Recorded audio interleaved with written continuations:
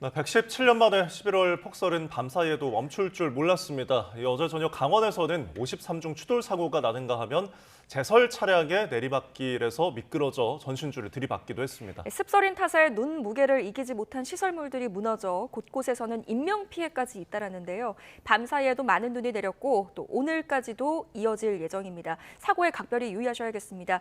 자세한 내용은 이영주 경일대 소방방재학부 교수와 함께 이야기 나눠보겠습니다. 교수님 어서 오십시오. 네, 안녕하십니까. 어서 오십시오. 자, 어제 곳곳에서 사고가 굉장히 많이 일어났는데 일단 가장 크게 난 사고가 지금 강원도 원주에 있었던 53중 추돌 사고인데 이 부분부터 이야기해 보겠습니다. 일단 원인이 블랙아이스, 그러니까 한마디로 도로가 완전 빙판길 같았다라는 거죠. 예, 맞습니다. 이날 이제 저녁 때 해가 이제 일몰되는 그 시점이었던 걸로 보입니다. 저녁 오후 5시 49분에 이 사고가 발생을 했는데요. 해가 지면서 이제 아마 기온이 급격하게 내려가면서 노면에 이제 눈이 낮 사이에는 좀 이제 제설도 있고 그다음에 이제 기온도 올라가고 하니까 일부 녹았을 텐데요. 네. 이런 것들 다시 기온이 떨어지면서 결빙이 되는 상황. 그래서 말씀하신 이제 블랙 아이스 형태, 한마디로 도로에 얼음 코팅이 돼 있는 이런 상황이었을 것으로 추정이 되거든요. 그렇기 때문에 이제 이런 것들에 대해서 이제 미끄러지면서 사고가 발생을 했고 후속 차량들도 아마 연쇄적으로 사고가 발생한 것으로 이렇게 보입니다. 다만 이제 다행히 뭐 53중 추돌 사고긴 합니다만 사망자는 발생은 하진 않았고요. 7명 정도 부상 당한 정도로 그나마 다행이었다 생각이 됩니다. 네, 알겠습니다. 이게 육안으로 또 쉽게 확인할 수가 없기 때문에 더더욱 주의를 해야 할 것 같은데요. 또 밤에는 이런 사고도 있었습니다. 제설 차량이 내리막길에 미끄러져서 전신줄을 들이받는 사고도 있었는데 이처럼 내리막길은 물론이고 이렇게 도로 위에서는 지금 미끄럽다 보니까 자동차들이 서행을 하고 감속을 하는 수밖에 없는 거죠. 이런 경우에는. 예, 뭐 기본적으로 이제 눈이 오면 미끄러짐 이런 것들로 사고가 발생. 앞에 53중 추돌도 마찬가지거든요. 그렇기 때문에 사실 이제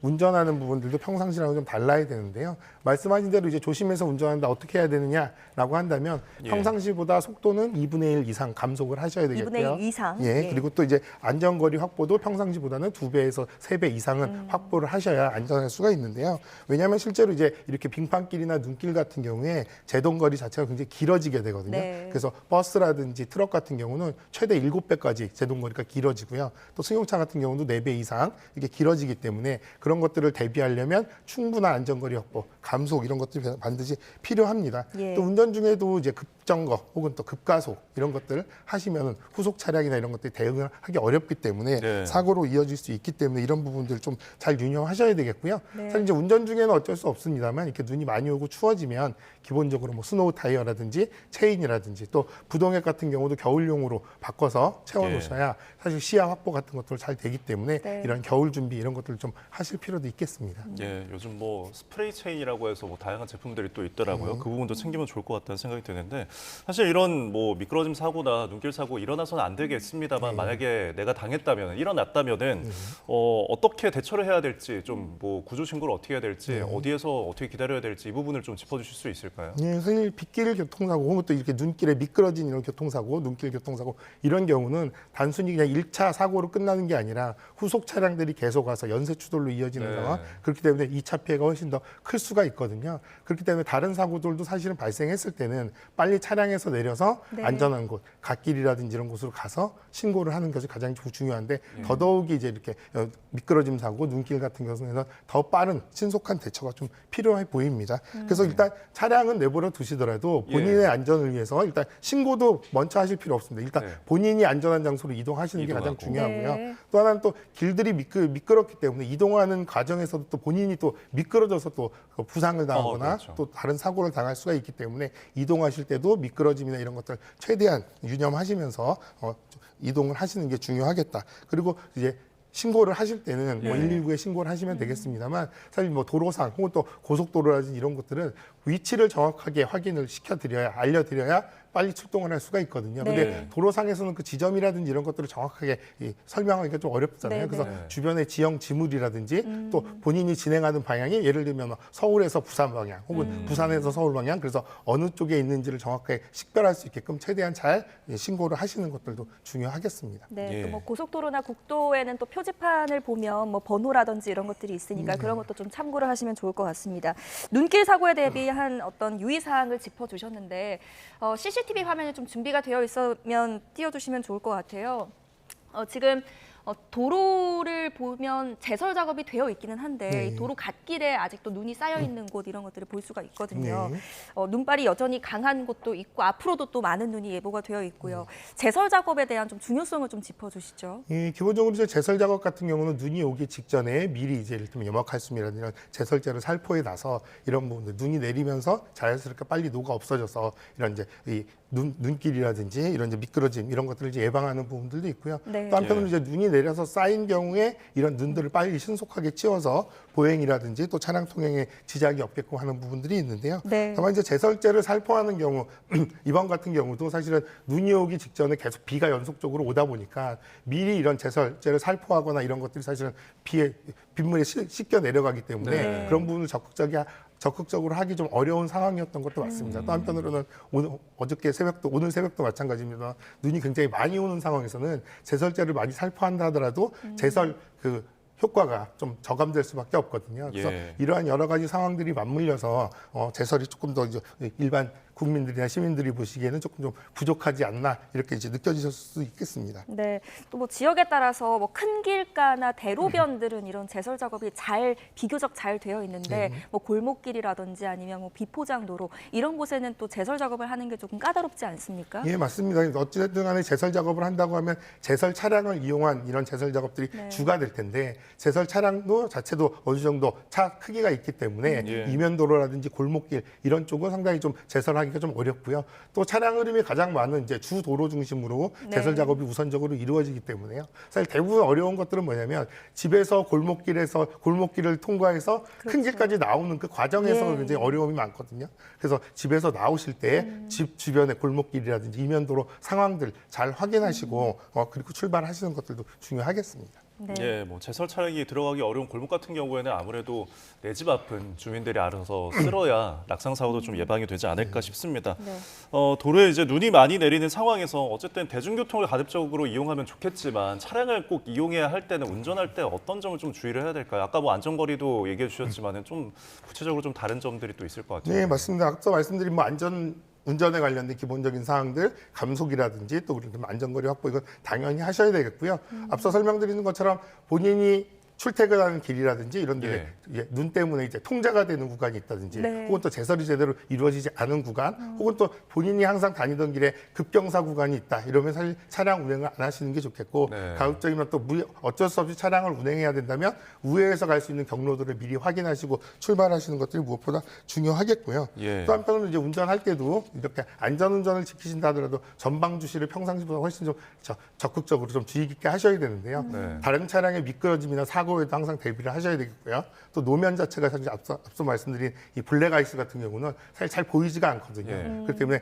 도로의 결빙 상태 이런 것들을 좀 더 정확하게 보시면서 운전을 하셔야 되기 때문에 예. 다른 때보다는 조금 더 적극적으로 전방 주시에 조금 더 이제 집중을 하시는 네. 것들이 그럼 필요하겠습니다. 운전을 하다 보면 사실 눈이 쌓인 곳이 있고 눈이 안 쌓인 곳이 있잖아요. 네. 근데 이 차선 구분이 좀 어렵다 보니까 내가 이제 차선을 좀 가상으로 임의로 그려가지고 네. 눈 쌓인 곳을 지나야 할지 아니면 그냥 아스팔트 차가 그냥 갔던 길을 가야 할지 좀 네. 선택지가 있을 것 같은데 어떻게 운전해야 될까요? 예, 가급적이면 이제 어쨌든 간에 차량들이 많이 다니면서 녹아서 어느 정도 네. 눈이 덜 쌓인 곳들이 상대적으로 좀 안전할 수 있겠습니다. 예. 왜냐하면 눈 위라 하더라도요, 사실은 눈도 미끄러진 현상들이 있고 예. 또 눈이 쌓였으면서 노면에 이제 이런 균일성, 또 울퉁불퉁한 이런 이제 요철이 생기면서 오히려 안전운전에 또 지장이 될 수도 있거든요. 네. 오늘 오면서 보니까 이제 또 노면도 그렇지만 신호등이라든지 표지판 같은 것들도 눈에 가려가지고요. 사실 그렇죠. 안 보이는 곳들이 있더라고요. 그래서 예. 이러한 부분들도 조금 더 평상시보다는 조금 더 주의 있게 보시면서 안전하게 운전을 하셔야 되겠습니다. 네. 알겠습니다. 그리고 이렇게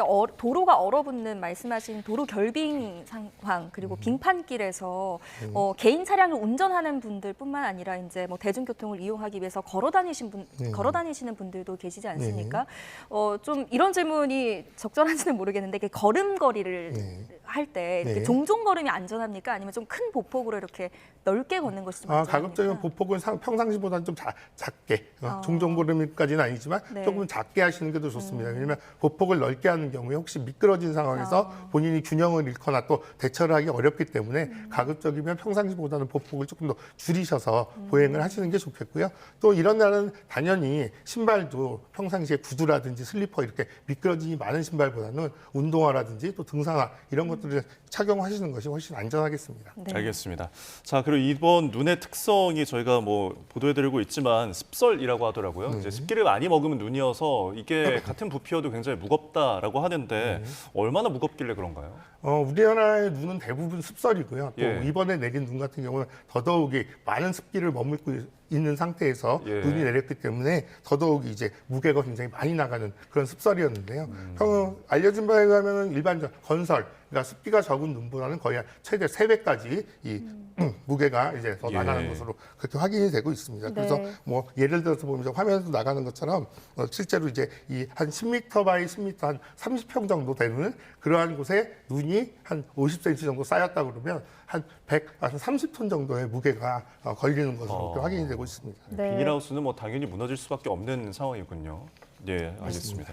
뭐 어제는 이제 도로의 눈길 사고뿐만이 아니고 붕괴 사고도 굉장히 제보가 또 많이 들어온 것으로 알고 있는데 구조물뿐만이 아니고 나무, 전신주까지도 많이 쓰러져서 사고가 나기도 했습니다. 언뜻 생각을 하면 이게 무게를 지탱하는 그 면적이 좁아서 좀 괜찮은 거 아닌가라는 생각이 들기도 하는데요. 또 그렇지만은 또 않은 거죠. 예, 왜냐하면은 이제 좁긴 하면 눈이 쌓일 수 있는 면적 자체가 좁다는 것은 뭐 그만큼 뭐 눈에 대한 무게가 적게 걸리는 부분도 있지만 네. 또 이러한 것들이 사실 구조적으로 충분히 견딜 수 있는 이런 하중들을 고려돼서 설치된 것들이 아닌 경우들이 많거든요. 예. 그렇기 때문에 뭐 심지어는 이제 전선 같은 경우도 눈이 쌓여서 전선이 탈락하거나 혹은 끊어지는 경우도 발생하기 때문에 이게 뭐 면적이 좁고 또 작다고 해서 이런 부분들이 붕괴 우려라든지 이런 부분들이 없는 건 아니거든요. 그래서 이러한 부분들도 좀 예의주시해서 보셔야 되겠고요. 예. 사실 이제 건축물 같은 경우는 기본적으로 설계나 시공 과정에서 설하중 한마디로 눈에 대한 하중에 대한 고려들이 되어 있거든요. 다만 문제는 이제 이렇게 건축물이라 하더라도 노후화돼서 이제 구조적으로 좀 취약성이 있는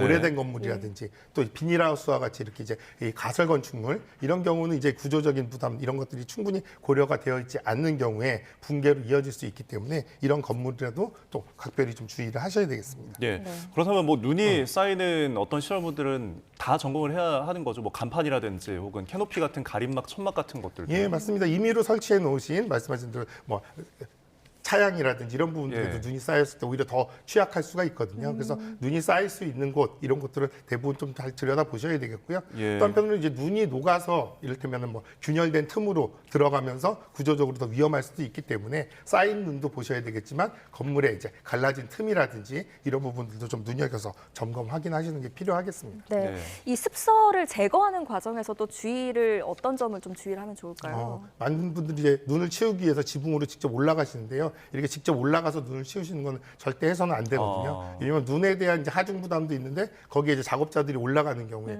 오히려 붕괴로 이어지거나 또 지붕에서 이런 것들 눈을 치운 작업하다 미끄러짐 때문에 또 부상을 당하는 이런 상황들이 발생할 수 있기 때문에 네. 직접 지붕에 올라가시지는 마시라. 그리고 또 너무 높은 곳에 높은 지붕에 올라가시는 것들은 하시지 마시고요. 가급적이면 건물의 측면에서 눈을 제거할 수 있다면 허용된 범위 내에서 안전하게 작업할 수 있는 범위 내에서 제설 작업을 하시는 것이 맞겠습니다. 예, 저희가 또 폭설과 관련해서 속보들이 들어오고 있는데요. 지금 들어온 내용은 이제 수도권 폭설로 인해서 수인 분당선 일부 전동차가 좀 지연이 되고 운행을 잠시 멈추고 있다라는 내용입니다. 이처럼 대중교통들도 굉장히 많은 지장을 받고 있는 것 같은데요.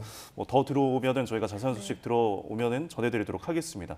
자, 그리고 이제 눈이 서울에 굉장히 수도권에 많이 내리다 보니까 이거 이제 멋진 절경을 본다고 설경을 본다고 등산하시는 분들도 계실 것 같거든요. 굉장히 주의가 필요할 것 같은데요. 예, 맞습니다. 사실은 눈이 많이 오는 경우에 일반적인 평상시에 익숙한 산행길 혹은 또 산이라 하더라도요. 굉장히 위험 요소가 많거든요. 예. 첫 번째는 이제 길 자체도 굉장히 미끄럽고 또 사실 산 같은 경우는 별도의 이런 제설이나 이런 것들이 이루어지지 않기 때문에 네. 더더욱이 위험합니다. 또 최근처럼 낙엽이 굉장히 많이 쌓여 있는 상황 위에 이제 눈이 쌓이면 밟았을 때 미끄러지는 상황들 그래서 부상이라든지 이런 위험성도 높기 때문에 산행 자체는 가급적이면 안 하시는 게 좋겠고요. 굳이 산행에 가신다 한다면 네. 사실은 또 이런 위험 요인 그래서 너무 깊은 산보다는 원경에서 좀 떨어진 곳에서 또 올라가지 않은 상태에서 보시는 게 좋겠습니다. 다만 이제 문제는 이렇게 또 아름다운 절경을 찾아서 막 따라가시다 보면 평상시에 익숙해서 길을 잘 찾으실 것 같아도요. 네. 눈이 다 쌓여 있기 때문에 사실은 평상시에 이 공간의 인지랑은 좀 다르거든요. 눈이 쌓인 상황에서는 내가 왔던 길이 어저께 왔던 길이 아닐 수도 있기 그렇죠. 때문에 그래서 그런 부분들 유념하시고요.